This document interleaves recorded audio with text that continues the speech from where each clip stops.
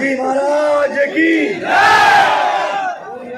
साथियों, हमारे माननीय पूर्व अध्यक्ष शेखावत साहब जो इस विधानसभा क्षेत्र से सोनिया गांधी जी के राहुल गांधी जी के उम्मीदवार हैं, आज मैं आप सबके बीच आदरणीय दीपेंद्र सिंह जी के पक्ष में आपसे वोट मांगने के लिए आया हूँ।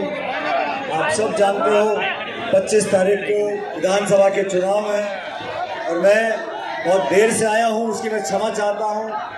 सुबह मौसम खराब था, मैं हनुमानगढ़ गया, वहाँ से अलवर और फिर शाहपुरा, फिर आपके आते आते देरी हो गई।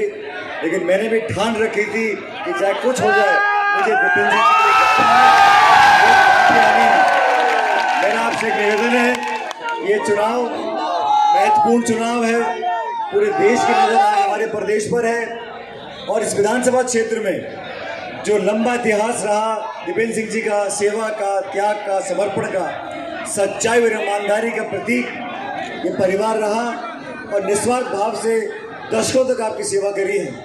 आज मैं आपके बीच में अपनी पार्टी के लिए, आदरणीय दीपेंद्र सिंह जी के लिए आपसे आपका आशीर्वाद, आपका समर्थन और आपका वोट मांगने के लिए आया हूँ। 25 नवंबर को वोट पड़ेंगे। आप सब ध्यान रखो, 100 तरह की बातें होंगी और 100 नारे दिए जाएंगे, लेकिन राजनीति में जो लोग सच्चे होते हैं, वो लोग पक्के होते हैं और मुझे फख्र है कि सम्मानित दीपेंद्र सिंह जी एक सच्चे और पक्के नेता हैं। इन्होंने हमेशा सच्चाई का साथ दिया, इन्होंने हमेशा नौजवानों पर आशीर्वाद रखा और पार्टी की कर्मठता से सेवा करी है, चाहे कोई परिस्थिति आए। आपके क्षेत्र में जो विकास हुआ आप सब जानते हो और मुझे इस बात की खुशी है कि इस क्षेत्र में कभी जातिवाद, कभी पक्षपात, कभी तेरा मेरा होने नहीं दिया, सबको परिवार की तरह रखा और 36 कौमों को गणेश मानकर पूजने का काम दीपेंद्र जी ने किया है।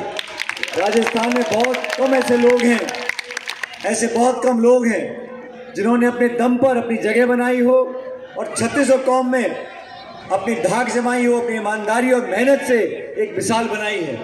बीजेपी और कांग्रेस, इन दोनों पार्टियों में आपको नेता, नीति और नियत ये देखना है। मैं मानता हूं कि दीपेंद्र सिंह जी यहाँ के नेता हैं, यहाँ के उम्मीदवार हैं, लेकिन आपके आशीर्वाद की आज अभिलाषा लेकर हम लोग आपके सामने आए हैं और जितने नौजवान मुझे यहाँ दिख रहे हैं, आप सब से मैं निवेदन करता हूँ, आपकी जिम्मेदारी है 25 तारीख को आप सब एक मस्त होकर, सभी जवान, सभी किसान, नौजवान, माताएं, बहनें, ये हाथ का निशान है, इस हाथ के निशान पर बटन दबाकर भारी बहुमत से, दोबारा बोलता हूं, अगर दीपेंद्र सिंह जी की जीत हुई और जीत छोटी हो गई तो मजा नहीं आएगा।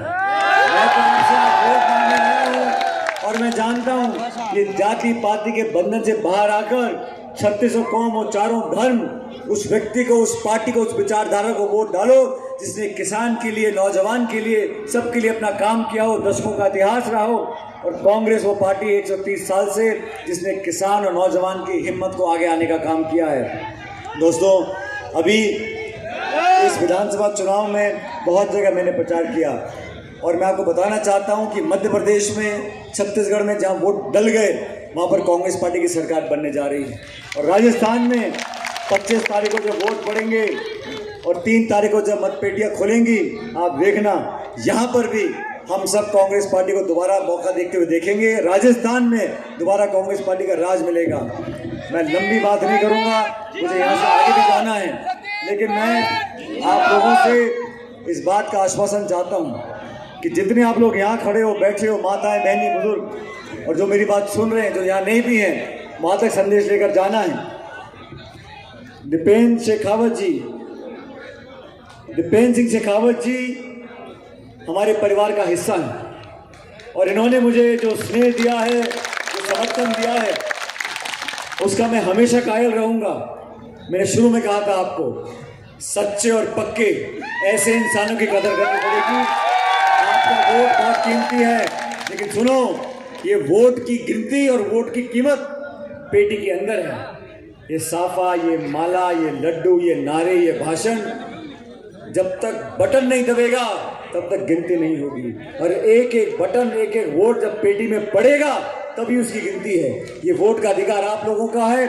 मैं आपसे फिर निवेदन करके जा रहा हूँ, 25 तारीख को एक एक वोट शेखावत साहब को देना पड़ेगा। ये हमारे लिए, पार्टी के लिए और आप सबके लिए बहुत जरूरी है। मैंने बालिंदी से पूछा गाड़ी में, मैंने कहा क्या चल रहा है? अच्छा, अब चुनाव तो चुनाव होता है।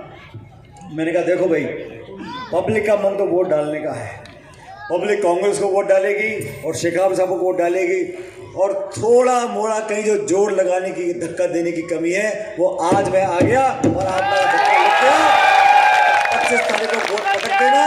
मैंने बोला स्पीकर साहब को, मैंने कहा आज वोट मांगने आ रहा हूँ, आज मंदिर में ढोक देने आ रहा हूँ, आपका आशीर्वाद लेने आ रहा हूँ। आप लोग जिताकर भेज दो 3 तारीख के बाद, फिर आप सब लोग इनके जिम्मे करके जा रहा हूँ। ये सबको न्योता देंगे, चटनी रोटी बनाएंगे, मुझे बुलाएंगे, हम मिलकर यहाँ पे खाना खाएंगे बैठ के। आप सब लोगों का मैं धन्यवाद भी करूंगा, लेकिन मैं भी इतनी जल्दी मानने वाला नहीं हूँ। मुझे 25 साल हो गए देखते देखते।